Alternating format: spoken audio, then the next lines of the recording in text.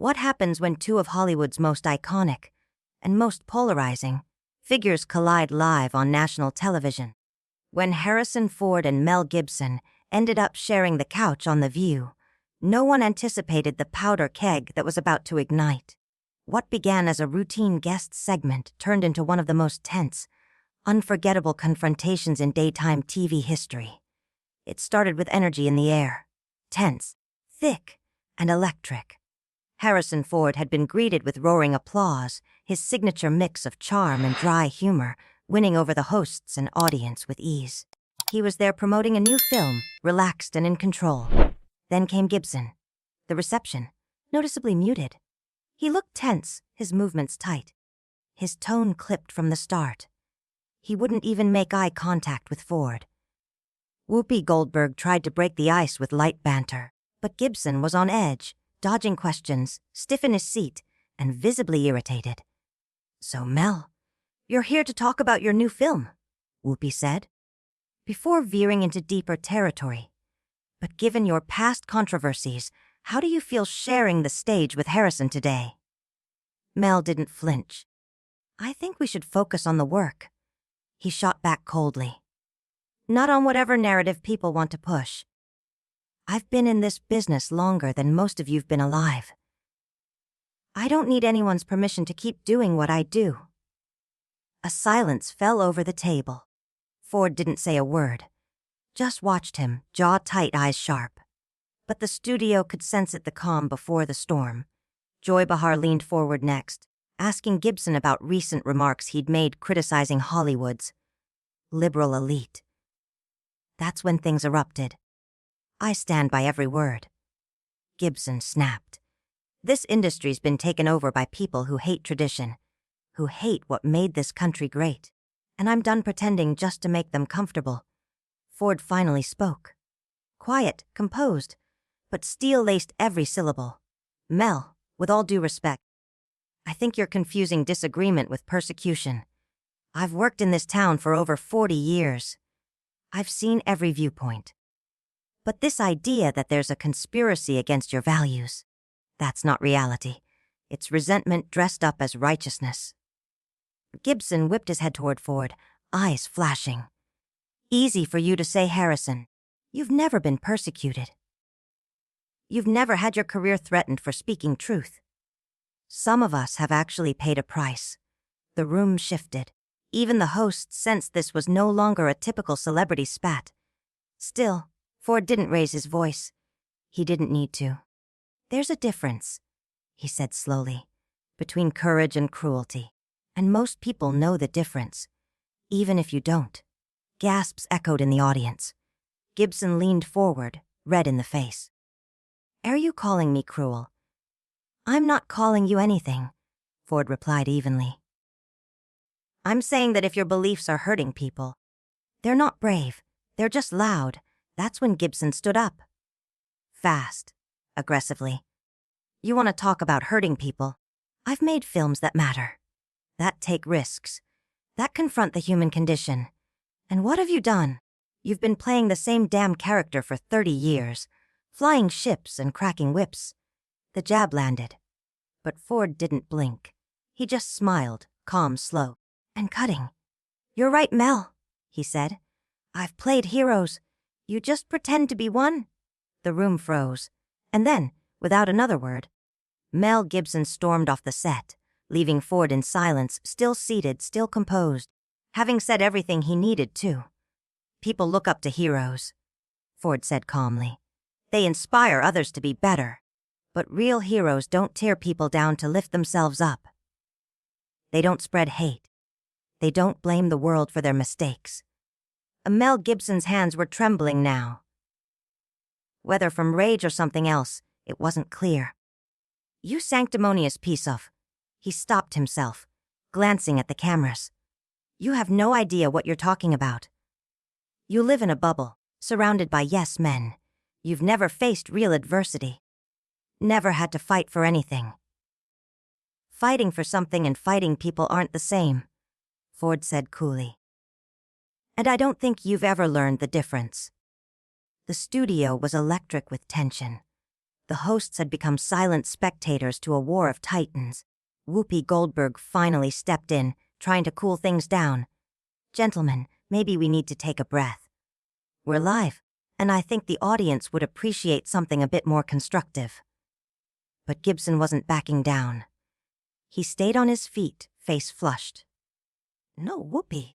It's time people hear the truth. I'm tired of tiptoeing around feelings. Harrison wants to talk about heroes. Fine. Let's talk about the ones who actually sacrifice for what they believe.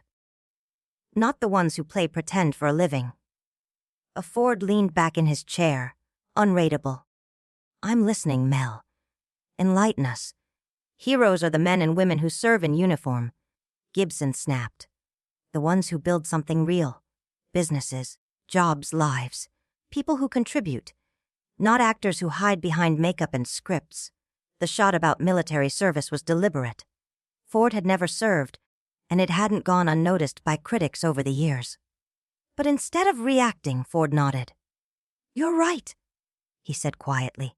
"I have enormous respect for those who serve. My father fought in World War II. His sacrifice humbled me." Then his voice grew firmer. "But I also respect those who use their voice responsibly, who know that reach comes with responsibility." Gibson scoffed. "Responsibility? You mean repeating whatever the liberal media wants? Playing it safe? Never questioning the narrative?" "No," Ford said, steel entering his tone. "I mean thinking before you speak, considering how your words impact people, using influence to build, not destroy." Joe Behar, sensing the powder keg, jumped in. "Mel, tell us about your new film. What's the message you're hoping to send?" Gibson's eyes lit with fire. "It's about redemption joy. About a man who loses everything because he won't compromise his principles. He's persecuted by the very people who should stand by him. It's about standing alone for what's right." "That sounds personal," Sarah Haynes observed. "It is personal," Gibson said, voice rising. "I've lived it. I've been blacklisted, canceled, my career ruined for telling the truth. But I survived. And I came out stronger." Ford couldn't help himself. "Mel, with respect, you weren't canceled. You faced consequences. And there's a difference." The room went dead quiet. Even the camera crew froze. Gibson turned toward him, face dark. "Consequences? For what?" "Speaking my mind. Expressing my beliefs." Ford's gaze didn't waver. "I'm talking about the drunk driving, the slurs, the recordings. That wasn't belief, Mel. That was hate." Color drained from Gibson's face, then returned in a flush of fury. "You weren't there. You don't know what I was going through." "You're right. I wasn't. But the whole world heard what you said, and they made up their own minds." "I was drunk," Gibson shouted. "In a dark place. I said things I didn't mean, didn't you?" Ford asked quietly. "Because when people are drunk, they say what they really think. They just lose the filter." The hosts exchanged nervous glances. This was spiraling. Gibson took a step forward, looming over Ford's chair. "You want to judge me? Fine. But let's talk about your dirt. The affairs, the divorces, the people you've disappointed. At least I owned mine. I didn't hide behind a polished PR image." Ford rose from his chair slowly, his height casting a long shadow beside Gibson. His voice was low but unflinching. "You're right, Mel. I'm not perfect. I've hurt people I love. I've made mistakes, personal ones. But here's the difference between us. When I messed up, it was usually with people who meant something to me. When you messed up, it was strangers. People just trying to do their jobs." Gibson shifted, jaw tightening. "That's not true, isn't it?"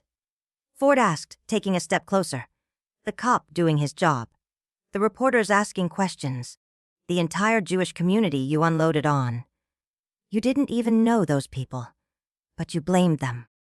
You lashed out because you were angry at the world, and they paid the price." Gibson's hands balled into fists. "You don't get it. You've never had your life collapse around you." Ford's reply was quiet but firm. "Actually, I have. Divorce. Depression. You name it. But I never turned those struggles into permission to hurt people who had nothing to do with them. And I sure as hell didn't scapegoat an entire race. I never said that. Gibson snapped, but his voice wavered. Ford pulled his phone from his pocket. Gibson's eyes widened, a flicker of panic flashing across his face. Should I play it? Ford asked. Remind everyone exactly what you said that night. Put that away, Gibson muttered, voice trembling. Why? Ford's thumb hovered over the screen. These are your words, aren't they? You like speaking truth to power.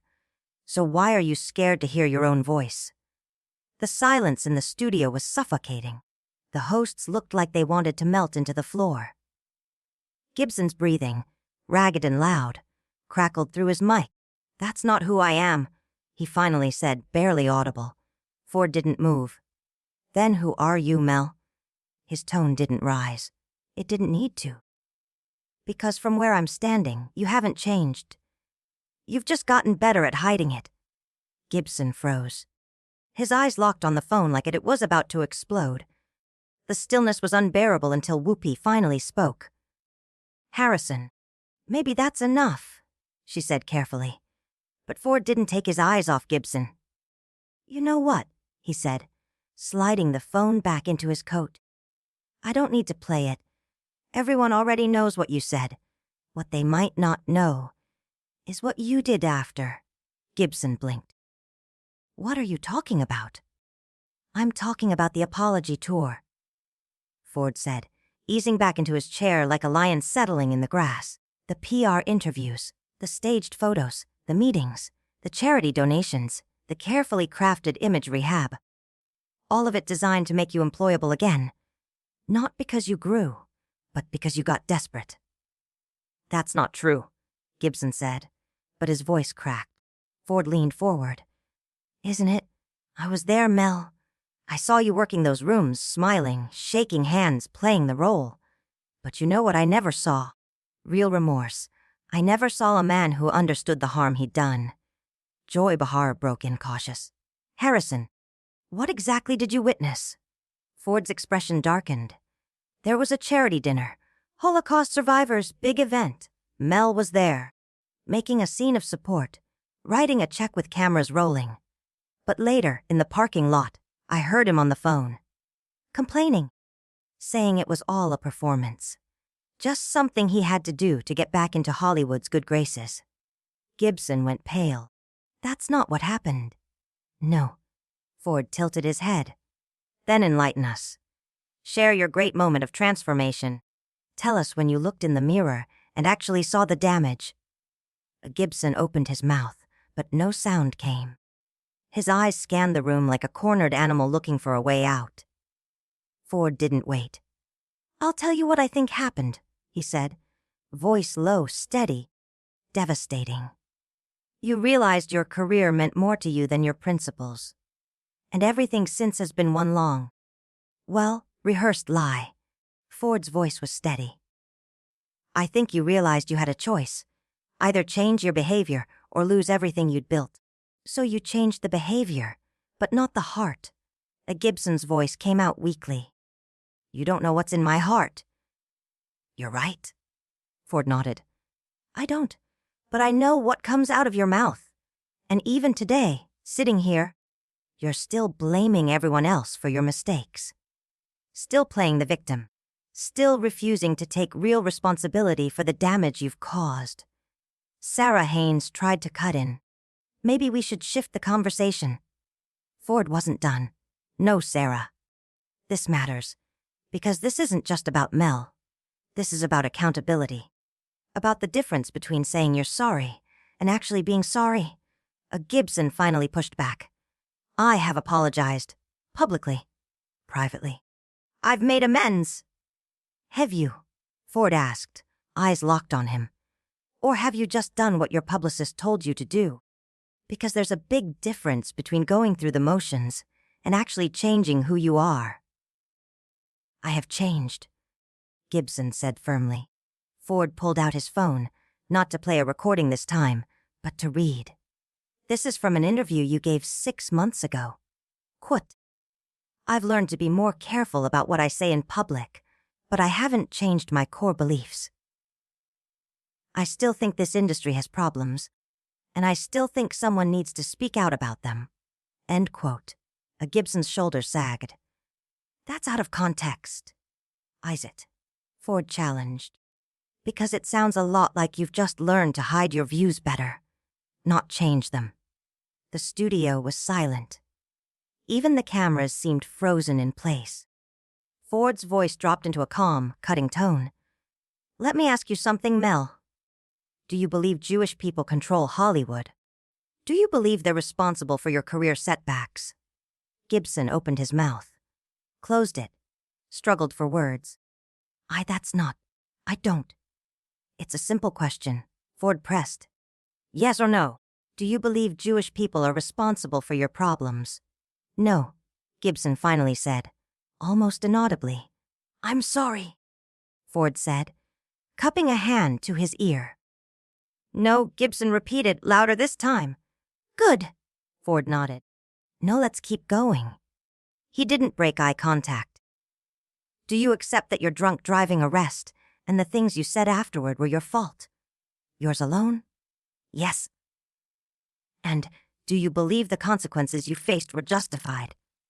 Another pause. "Yes." Ford clapped his hands once, a slow, deliberate sound. "Great.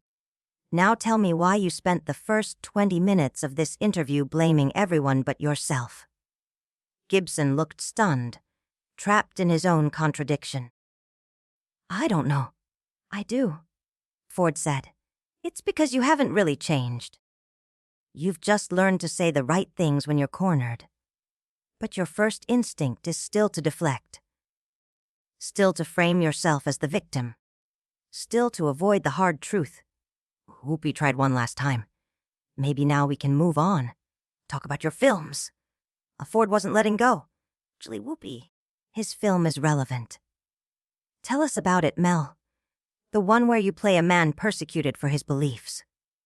Gibson looked like he wanted to disappear into the floor. "It's just a movie, Harrison." "Is it?" Ford asked. "Or is it your attempt to rewrite history? To frame yourself as the misunderstood hero instead of the man who caused real harm?" "That's not what the movie's about." "Then what is it about?" Ford demanded. "Because earlier, you said it's about a man who loses everything because he won't compromise his principles. That sounds a lot like how you see yourself." Gibson's voice was barely above a whisper. "It's about redemption." Ford tilted his head. "Whose redemption?" "Because real redemption means taking responsibility. It means facing the harm you caused and working to repair it. It means changing not just your behavior, but your heart. And I haven't seen any proof that you've done either." The studio was breathless. You could hear the hum of a camera.